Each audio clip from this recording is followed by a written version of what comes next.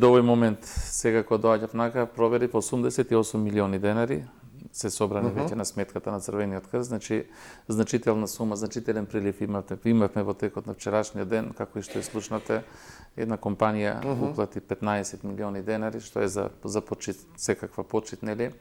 Тоа што го направивме изминативе денови, како што бевте сведоци вие, се надевам, нели, се извршија првите исплати, односно уплати кон настраданите. Како што и рековме во понеделникот, дека ќе направиме напори да го тоа направиме во наредните 2-3 дена.